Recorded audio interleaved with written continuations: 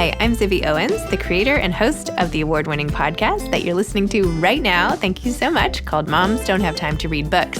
It is a daily podcast, 365 days a year, and each day we talk to an author about all of the things related to their career, their book, their life, and more in 30 minutes or less, because who has time? I am now an author myself, although I wasn't when I started this podcast, and you can get my new memoir, Bookends, a memoir of love, loss, and literature, wherever books are sold starting July 1st, and my children's book, Princess Charming. You can learn more about me at zibbyowens.com, but really you're here to learn more about the authors, and that is what we're going to do. Also, be sure to check out all the other podcasts in the Zcast Podcast Network. You can learn more at zcastnetwork.com and definitely check out those shows as well. You guys, today, Friday, July 1st, Bookends, a memoir of love, loss, and literature, comes out into the world, and I am so excited. This has been a labor of love on and off for the past 18 years, and I am so thankful to every single person listening today or whenever for listening to this podcast, and for all the authors who have come on this podcast, because without Moms Don't Have Time to Read Books, I would never have gotten a book deal or had a platform or any of those things to get my story out there, which has been this sort of compulsion I have felt ever since I lost my friend Stacy on 9/11. I wanted to get parts of this story out, and of course, so many other things happened along the way. And now is the day. So I hope you all will get this book and tell me what you think. You could email me at zibby@bookendsmemoir.com, and I will read all of your notes after you finish. They really make me happy. As you may know, it's been an Amazon First Reads pick all of June, so I've had thousands and thousands of people reading it and giving me feedback before this official release, which has been amazing. For this episode, best-selling author Allison Pataki, who's a friend of mine now, we met through the podcast but have become friends, and she offered to host this episode for me. In fact, said, I have to do it. I really want to do it. So I was thrilled to be able to say, yes, totally, let's do it. So our interview is her interviewing me, just a little bit about her so you know, although you can go back and listen to my many episodes with her on this podcast. But Allison Pataki and I both went to Yale. She has been a best-selling author of many historical novels, including The Trader's Wife, The Accidental Empress, Cece, Empress on Her Own, Where the Light Falls, and then The Queen's Fortune, and most recently, The Magnificent Lives of Marjorie Post. She also is a children's book author and has written Nellie Takes New York and Poppy Takes Paris, along with a classmate of hers from Yale. And finally, the book that really enabled me to get to know her is called Beauty in the Broken Places, about what happened when her husband Dave had a very unexpected stroke while they were on an airplane together. She was pregnant with their first child, and about what happened to their family after that. So I hope you enjoy our conversation. Please join in all my book events that I have coming up, many in person. I'm traveling all over the country to meet people from Seattle and LA and San Francisco to Cape Cod and I don't know, everywhere in between, Newport. So I hope you'll come out and meet me, say hi, read the book. I'm really excited. Tell some friends about it. And if you want to leave an Amazon review, that would be amazing, because that actually really helps with the sales of the book. So, okay, enough about this and enough self-promotion. But again, thank you to all of you. You have made my dream come true by listening to this podcast. Authors, you've made my dream come true by saying yes when I asked you to come on as a guest, and publicists for pitching the show to me, and really everyone involved. I can't explain the overwhelming emotion I feel at having this book come out into the world, and I am just beyond grateful. So thank you to everybody. Thank you. Hi, everyone. So instead of welcoming someone else today on Moms Don't Have Time to Read Books, I am basically welcoming myself, because the amazing Allison Pataki is going to interview me about Bookends, which comes out today, July 1st. And I am so excited and also scared and all the things. So I'm going to turn it over to Allie. Zibby Owens, congratulations. Can we just give you a round of applause? I'm just so happy on your book birthday for this gorgeous, important book to make it out into the world. Bookends. Congratulations. Thank you. Gosh, Zibby Owens, writer, reader, mother, founder of the amazing award-winning podcast, and CEO of Zibby Books, and book influencer, and the list goes on and on and on. But I think it goes without saying that you have interviewed and spoken with a lot of authors and writers over the years. I think the exact number is probably like 5 million or something, if we're being really precise. I think it's around like 1,200 or maybe 1,200. I mean, you are amazing. So now the tables have turned and you are the writer and the author that is being interviewed and launching this book, this beautiful memoir. So can we just start with, how does it feel? How do you feel? Oh, it is crazy. So the book came out, as you know, on Amazon First Reads on June 1st, and it was free for all Prime members then. So people started reading it and writing me, and I started getting just all this feedback right away. And I have to say, it was just ridiculously emotional to have it come out, even as a preview. And I'm glad it did, so I could brace myself for now it's coming out today, July 1st. But I mean, I have worked on this for so long, and it's really the culmination of like my entire life in so many ways, my personal life and my professional life. And now it's all just out there. And I'm so proud because I've tried so hard to do it, but also just like, I don't know, I feel very exposed, right? Like, this is me. This is like everything. I've never even told my closest friends some of this stuff. But I'm proud. I'm proud. And I'm proud that the response mostly has been really positive. So, I'm just going to ride this wave and see what happens. Proud as you should be. I mean, it's amazing. And the acclaim and buzz is so well deserved. And to feed off of that point, you just said, you have obviously read your way through life, but you've also written your way through life. You've been a writer since you were a girl. You talk about it, publishing articles in magazines, and you've written your way through so many of your life moments. And so can you tell us a little bit about the story behind the story of how this book is now out in the world and how your first memoir, as a writer, is now going out to readers everywhere? I know, as you were talking, I was like, that's true. I have been writing my way. Maybe my next memoir should be end papers. Yes. Anyway, I'm kidding. Yes, I write to make sense of the world, as so many of us do. I was really shy, as I talk about in this book, and I turned to writing because all my thoughts were kind of trapped in my head, and I just could not get them out a lot of the times. And still today, if I sit down and write, my feelings are much clearer when I can type about them than when I can talk about them. And it makes no sense. I don't even know why that happens. Yeah. Are you like that? That's how you process. Yes, absolutely. It just helps you it's like taking an inventory almost of your thoughts, getting it organized. Yeah. I definitely have not been stopping to do that enough lately, which is why I'm a mess half the time. But yes, I mean, writing has really been helpful to me. I had this article come out in 1992 from 17 magazine. When I wrote this piece, which never was supposed to be a piece, but I wrote it because I was upset, and my mom found it and encouraged me to send it in, which, by the way, had she not done, I would not be here today, because I don't even know what inspired her to tell me to send it in. I should actually be interviewing her. But she did. But then, honestly, it was not only the writing of it, but it was the letters that came back to the magazine once it came out. And I was like, this is it. Like, this is amazing. It's really easy for me to share my feelings and write about them. And I didn't think that was anything special. I just thought everybody sort of dealt with things that way. I'm clearly totally unprepared. Oh, here's the, I'm showing you. This is me, which I really don't even look that different, right? I mean, it's like ridiculous. Which is a good sign.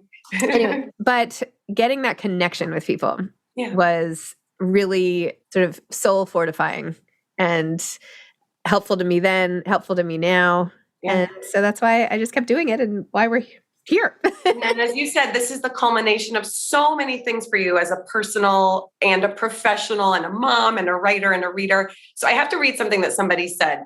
This is actually a fellow author whom I met in your beautiful salon, Linda Leugman, who's just a treasure of a human. And she read this in the early stages and said, I'm not normally much of a memoir reader. To me, it always feels like there's too much spin, too much gloss, too much hype. What kind of person wants to be that honest? And it goes on. She says, Zibby Owens, that's who. This is a book that only she could write, and readers will be drawn to every earnest, beautiful, inspiring word. So, I mean, wow, applause. Thank you, Linda. Thanks to Linda for putting it so well. And I love that blurb because it did actually really accurately capture how honest and raw and open you are. And that, I mean, Zibby, that I'm sure took a lot of bravery and a lot of guts. So that's got to be new. And also, how did your loved ones feel? As you said, you're revealing in some ways things that even your best friends don't yet know. So as you unburden that and then put it out into the world, how are you like navigating that process? And I've been showing drafts of this to my family all the way through. yeah. And I've gotten like many corrections from my parents and making sure they were all comfortable with everything. I've definitely cut about 30,000 words close to the end of stuff ultimately I didn't even need it. It didn't, as my mom said, I didn't even miss it. So sometimes less is more. I didn't include everything that I could have, right? But I picked and chose really important moments, which encapsulate a lot more. So I think they're all excited for me, and I don't know. We'll find out. yeah, absolutely. And it feels whole. Whatever you cut, I don't know, because I read a later version, but it's a full narrative arc. So well done. You did a beautiful job of selecting how to tell your arc. So there, you had many amazing moments in this book, but you had one mic drop moment. And I just need to highlight that or ask you to highlight that for a minute. So you say throughout, you have had incredible joy and blessings in your life, with your children and your career and just your family. But you, oh my gosh, Zibby, you have also had incredible loss and grief and trauma. And I think just the extent of the loss and the grief that you've had will probably come as a surprise to many, just because it just seems like the hits keep coming to you.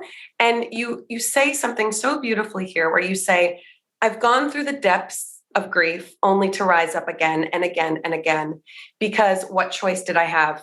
My deep understanding that life is short and that I could be next propels me to follow my heart, stand up for what I believe in, and work hard to make a difference while I can. We get to do this only once. Time is ticking.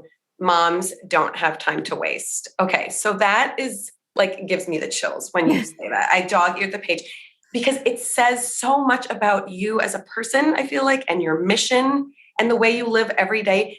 Can you please just talk about that a little more for your listeners and your readers? Sure. Thank you. I know. I was like, what's the mic drop moment? You had so many. But dude, seriously, I dog-eared that page. It gave me the chills. It's beautifully put. I mean, that really is how I live. This book coming out and even the introductory conversations I've had on podcasts or whatever has made me rethink why it is I live my life the way I do now. So many people have had tragic losses in their lives, right? I didn't lose a parent. I didn't lose a child. I can't even think, but I did lose like my best friend at a time when I was just figuring out who I was and who was like my closest person right then. And I think there's no way to fully understand mortality better than having the person with whom you've spent the most time in the last, decade or whatever it was, 7 years, suddenly literally disappear from the planet without a trace. Yeah. And I say that, flippantly. I don't mean it that way. My best friend Stacey Sanders died in the World Trade Center attacks. And I think from that moment on, it was like, well, not only is death not just like a concept or a thing that's going to happen so far away, but it can happen so suddenly and so completely that it almost feels like we're not even totally here. If you can just snap your fingers, right? In that moment, she just disappeared. So, and then I had another really close friend pass away, and then another close friend, and it has made it like there's a huge spotlight on the fact that even though we're however old we are not guaranteed another day. So I literally live that way every day. I think about it probably way too much. Not that I ruminate, but just, I was like getting dressed this morning and looking at how I have to color my hair again. And I was just like, okay, well, and I could barely see the sink, my eyesight's like going quickly, and I'm just becoming, I'm 45, but I just feel like this past year or two, I've really noticed aging affecting me more than it has ever. And I'm like, okay, well, all this stuff is sort of happening. Like I'm probably just going to die soon. And that's okay. Like it's going to be one of those things where then people will say, oh, she was always talking about dying. And now look, she died. Like I was having this whole meta thing. Yeah. But to say like I wouldn't be surprised sounds weird, but like I just wouldn't be surprised if I find out that like but it's fine because I don't regret anything and I am living each day as best I can, although too stressed and doing too many emails because we don't get to do this again. And I'm totally aware of that. It's like I got over I can't even, I don't want to compare myself to someone who has survived an illness or anything because I have not been through that. So I don't mean to make assumptions, but I do feel that I've been given a new chance to live, like where everything is crystal clear. So, Yeah. I do it. Anyway, not to sound cheesy, but I do mean all that. So beautifully put. Because not only do you live every day, but you seem like one of those people, and it's rare. I feel like it's rare where you live literally every hour to the fullest. And it's got to be your just up close, intimate knowledge with what it is to lose so many people that you love and so suddenly in so many cases. If you could say one thing to Stacy, what would it be? Like, what do you most want to talk about with her? It's so funny because I'm still really close with her family. Yeah. And when Bookends came out June 1st, her mom and I on email were going back and forth just like cheering because we're like getting her out into the world again too. Her mom's like, go Stace, because we feel like, and not that it's all about her, that's one slice of it, but it was one of those defining moments in my life. What would I want to say to her? Oh my gosh. It turns out that she was such a gift in life and in death, right? The things that she taught me how to live and how to live even more fully without her. She was always trying to pull me out and, get me to like loosen up or have fun and talk and, smile and dance and all the stuff. She was just so full of life and it's taken me a while, but I've gotten there, but it's a lot because of her. Oh, and that spirit of hers, you really capture it. You do it so well when you talk about getting ready, and she always looked amazing and had such confidence. She seemed like a larger than life woman who is still with you because she is larger than life. And not just me. I mean, she had so many friends that I felt like so honored to be such a close friend of hers. She had so many people considered her very, very close friend. It's awesome. Yeah. She's just that kind of amazing, warm person who made everybody feel special. So. A light in the world. Yeah. Amazing. So yeah, she's so happy for you. You must feel that, right? So, okay. So you share about her, you share about, obviously so many friends and family members. And you've made a really you talk about this in the book, a conscious choice over the years to be an open person who shares a lot on social media. Not everything, obviously. And we know social media it's curated, but you share about Kyle, your amazing husband. You share about being a mother. You talk about the behind the scenes, and you talk in the book about how you had to make that decision to really let people in so they could know you, the person, and that would be beneficial, from the business perspective as well. So can you talk a little bit about social media and, you're a public figure. How do you navigate the personal life and the public life and sort of your thoughts on that? Public figure. I don't know. Yes, you are. Whether you like it or not, you are. I have always felt really comfortable sharing my emotions.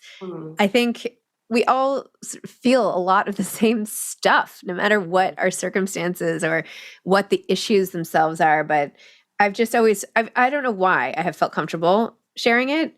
And maybe it's because I've gotten such positive reception for it. Because people are always telling me, oh my gosh, like I felt that way too. Or you said something I was thinking, I didn't even know, like you made me realize what I was thinking, all that stuff. So I wasn't on social media for a long time. And I didn't join until, I don't know, till I started my podcast. I had joined because of Nini's Treats, which is the crumb cake company that I helped my in-laws start up. So I did the Nini's Treats account. So at least I knew what I was doing. But now my sister-in-law, Stephanie, does that. I think I started it like, maybe 2018, maybe 2017. I have to look. Anyway, it was all new to me. And it's not like I said, I'm going to start social media and be totally honest. It's happened over time. And it's just become a tool where I feel like it's how I write every day. And I know it's not that many words, but there are a lot of times where I'm just like, no, just hold on. I'm posting, not because I'm posting about an event, but in the way that I used to write, I feel like I used to write more essays, and now I've taken these shortcuts onto Instagram. So sometimes I'm not even writing the whole essay, which is probably not a good thing, but it's so immediate. And the times when I'm most upset, it's also allowed me to reframe it in that, like, if I'm really upset about this, I know that people out there have also been through this and are upset about this. So if I just put it out there, I'm going to feel that back. And it always happens. Whether it's I'm upset that I've gained weight, or I'm upset that, or sometimes I don't even say why I'm upset. I'm just upset about something, and people still respond, me too, or whatever. So whether it's something funny or happy, I don't know. There are huge areas of my life I never talk about, many areas, in fact, but it almost doesn't matter because you still know who I am and what I'm thinking and feeling without every single detail. So that emotional truth, I think, can come out. And I don't, it's funny, as the day we're talking today is my twins' 15th birthday. And I debated this morning, should I post this picture that I dug up of me the night before I gave birth, giant and ridiculously swollen and whatever. And I thought about it for a second, and then I was like, out of respect to the me that would have been horrified with this coming out, I'm not going to post this, because that me would be livid. So I decided not to. And but readers can read about it in here. But readers can read about it. Journey with twins and bookends. Amazing. Yeah. And it's for you, it's probably, like, as you said, just a form of creative expression. It's another outlet and another way to engage with your readers. That's great. Well, we're grateful that you do social media. So keep at it. And one of the things that you do share about a lot, obviously, is your relationship with Kyle. But the story that you go, like, when you go more into it in this book, it's an amazing story. And I've had the privilege of meeting Kyle multiple times. I love him and love you guys, but I loved how you met. And he, like, flat out could care less that you're the customer. He's like, I'm not giving your kids tennis lessons. I was laughing out loud at how he put it. He was just so direct. And also, it's like the moment in the book when you least expect Zibby Owens to, like, find the love of her life. Because you describe how you get there and you're crying and your hair's in a ponytail. So, I mean, wow, that must have taken you by surprise, this love story. It did. And by the way, that day when I met him, I didn't see him again for like 6 months after that.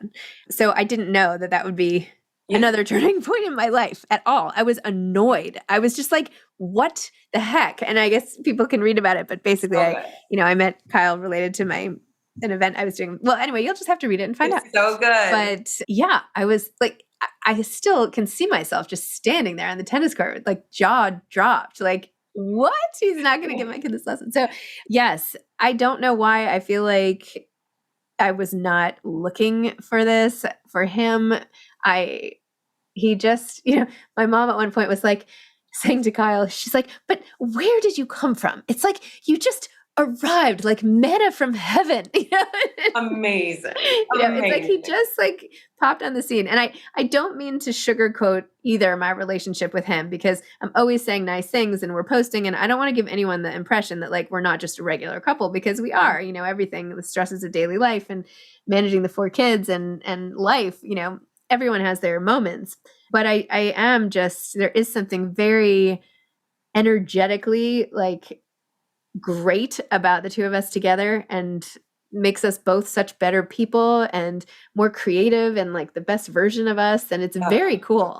And now I get to watch him as he, like, develops his thing and I develop my thing. And it's just so cool. I mean, like, 6 years ago, we were, like, going to Soul Cycle and watching movies. I mean, seriously, it's, like, ridiculous. It's so good. And it's, like, one of the best parts of just, everyone needs to read the book to hear this amazing love story. So if you had this chance that you have to connect with your readers and your podcast, what is one thing you really want to say to them, or, like, you want them to take away, like, about this book, about your story? What is something everyone should walk away from this podcast knowing about you and this book and this experience? I guess just that, like, this is as raw as it gets. Yeah. This is, like, you are getting, a lot of people are saying after they read it, or people who have been listening to this podcast for a long time, they all come up to me and they're like, I feel like we're friends. Like, I feel like I know you so well. Mm-hmm. And they really do know me so well. Mm-hmm. And it's a bizarre piece of writing a memoir like this or being so open on social or on here or wherever, where it's almost this one-sided friendship that is happening, right? I don't know them yet, but they know me. And I've, of course, had this with lots of authors myself on the reading side, and it is a bizarre thing. And I guess what I want to say is like, you do know me, and even though I don't know all of you personally yet, those of you out there who are like, oh my gosh, we would totally be friends, we probably would be friends. Yeah. And like Absolutely. we would have fun going out to coffee. And this whole experience has taught me that my people are all over the place. Like it's another world shifting thing that has happened with the podcast and everything else, that you are not in a world that revolves around where you live or where your kids go to school or all the things you thought were the outer limits. That is just like this tiny little piece. Yeah. And expanding is actually so easy, especially around books.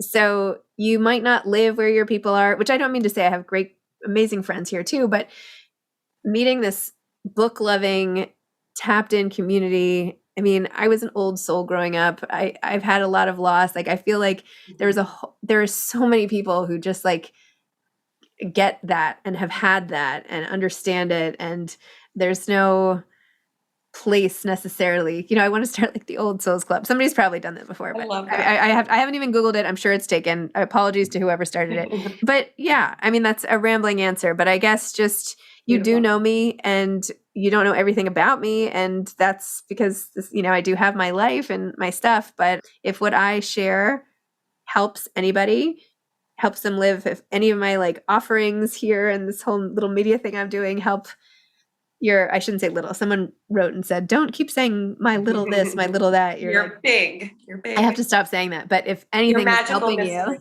that makes me feel so good. So yes. And I would say, please leave an Amazon.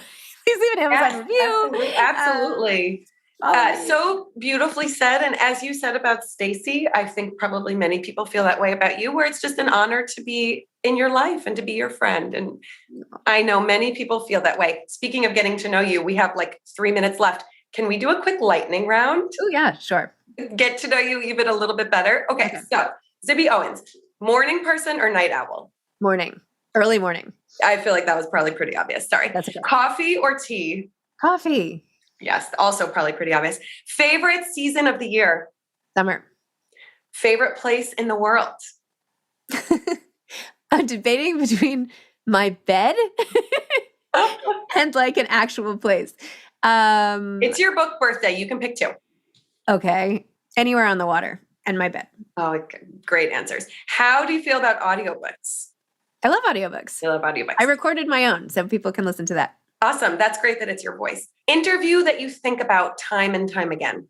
I did an interview with a time management expert named Julie Morgenstern. And she had this concept of min, max, mod, like you can do the minimum, maximum, or moderate amount for each task that you undertake, and you just have to decide what bucket to put it in. I use that frame of reference all the time. I used it at the birthday party yesterday. I use it often because not every situation calls for the maximum effort. And that is something that I have to keep in mind. So I think that's the most useful to me in terms of like my parenting life. That's so great. And who do you most want to interview that you have not yet interviewed? Ooh, I'd really like to interview Oprah. I knew you were going to say that. Yes. I feel like it's going to happen. You guys are circling each other, right? I don't know. I'm probably circling her, but thank you. Oprah, we know Oprah listens to your podcast because she loves it. So I do not know that, but someone on her magazine, her magazine heard it. So if Oprah hears this, that's going to be a good one. Okay, who would play you in a movie? I don't know, but I actually have been mistaken for Sofia Coppola before. That's a good one. I'm not suggesting it, but all right, great. I actually had this really funny story. It takes 2 seconds. I was at the Four Seasons restaurant in Midtown Manhattan with my dad having lunch, and I saw Harvey Weinstein walk in, and he starts coming over to the table, and I was like, oh, I guess he's coming to say hi to my dad or something. Anyway, he comes over, walks over, looks me in the eye, and like stands up. And so I don't know why, but I like stood up because he was like right there, like reaching out.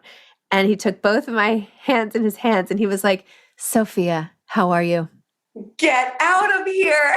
Yeah. And I just said, I'm great. How are you? That is amazing. Oh my And then he gosh. went back and sat somewhere else. And I was like, my dad was like, what is going I was like, I'm just going to go with it. You said you had been mistaken for her, but by Harvey Weinstein. That is like next level doppelganger. Yeah. That's amazing. Okay. Well, so obviously we're all so excited about Bookends. Yay. We cannot wait for this to be out. Well, we're excited. Can't wait for readers to have this in every single one of their hands. What are you most excited for? What's happening now that? Oh, what am I most excited for? With the book? With the book coming out? With the book in like your next few days and weeks. And I'm excited to meet people who have read it and like want to talk about it, or just that personal connection when I'm going on book tour. Yeah.